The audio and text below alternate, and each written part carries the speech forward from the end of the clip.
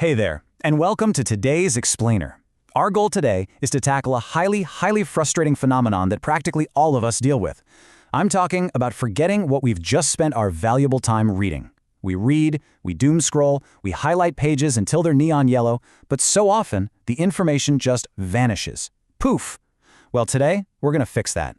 Seriously, let's just get right into it. Have you ever finished a chapter, confidently closed the book, and then realized you remember absolutely nothing? It's a universal pain point, right? You retain absolute zero, zip, nada. It's an incredibly common experience. But man, it really makes us question why we even bother reading in the first place. So if you're nodding your head right now, let me just validate your experience for a second. Retaining information shouldn't feel like pouring water into a leaky bucket. And here is the absolute truth of the matter. You don't forget what you read because you're unintelligent or, because you're lazy. Not at all. You forget because you are trying to remember everything all the time the exact same way. You're treating all information as if it's completely identical to everything else. And honestly, that is exactly where the bucket starts leaking. So, here's our roadmap for today's Explainer. We're going to cover the leaky bucket problem, consumption versus digestion, action and ideas, stories and comparisons, facts and evidence, and finally, how to read less and reflect more. All right, let's start with part 1, the leaky bucket problem. The fundamental mistake we make is thinking reading is just one single action, rather than a complex set of micro skills. Which brings us to part 2, consumption versus digestion. Reading is not learning.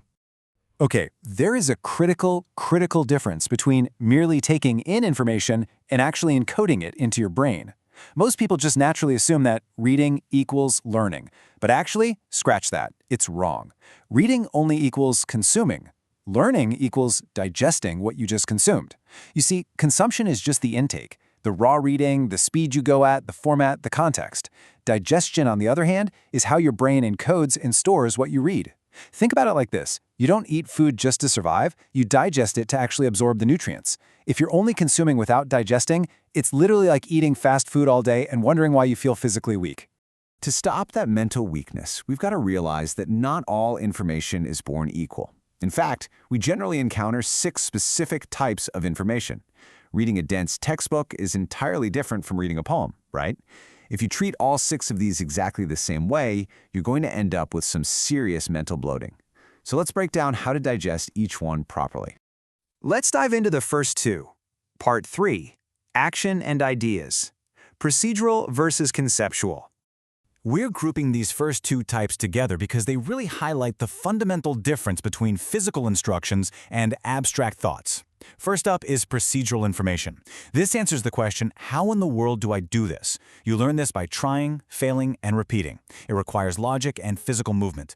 Think about following a recipe, or trying to assemble an IKEA dresser, or writing your very first line of code. If you've ever watched a YouTube tutorial and constantly paused it to try each step yourself, congratulations, you have successfully digested procedural information. Now compare that to conceptual information. Actually driving a car is procedural, but knowing how the engine works under the hood, that is conceptual. Conceptual information answers, what is this thing, and how does it actually work? It's less about executing steps one by one and way more about understanding the why or the how. This is what helps you build a mental picture of big, abstract ideas like how gravity works, what an algorithm actually does, or how democracy functions. You're basically figuring out how things fit into the bigger picture. Moving right along to part 4, stories and comparisons, narrative and analogous. This is all about how your brain processes timelines, emotions, and recognizable patterns. So our third type is narrative information. This answers what happened and why does it matter. Stories help you remember events by connecting them directly to emotions. Think of biographies, personal experiences, or crazy historical events. When you track timelines, people, and feelings, your brain creates this incredibly memorable movie right in your head.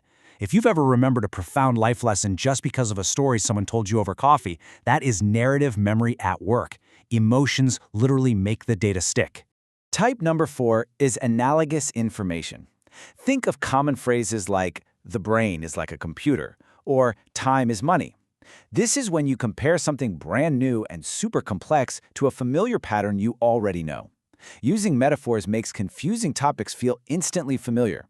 When you hear a comparison and go, oh, okay, now I get it, that satisfying aha moment, that is your brain creatively linking ideas together through analogy.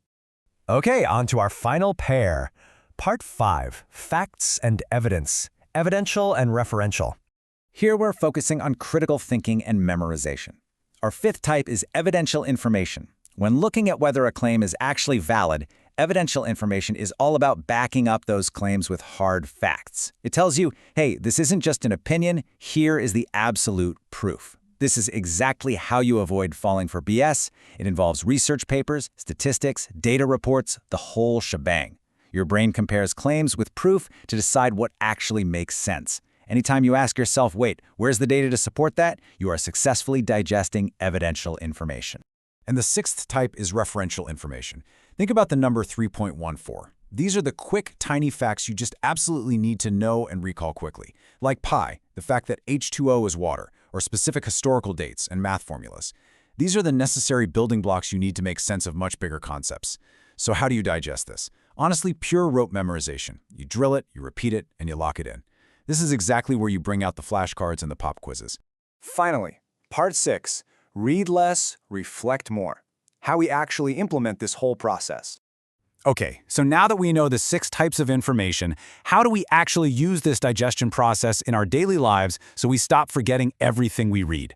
Well, you need to know exactly what kind of text you're consuming and then digest it appropriately. Listen, just dragging a highlighter across a page does not equal understanding. Rereading a page 3 times does not equal remembering. If you're stuffing your brain with content but giving it absolutely zero time to encode, you're just mindlessly consuming.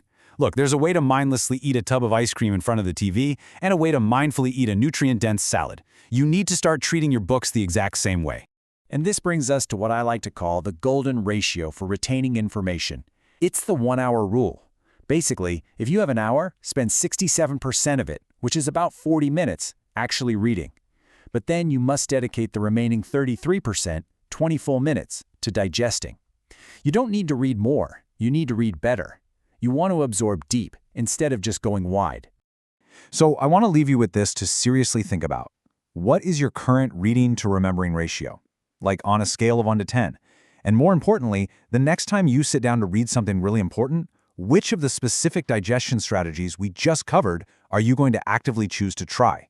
Because at the end of the day, what is the point of reading 100 books if you remember absolutely none of it? Keep that in mind the very next time you crack open a book. Thanks so much for joining me on this explainer, and happy mindful reading.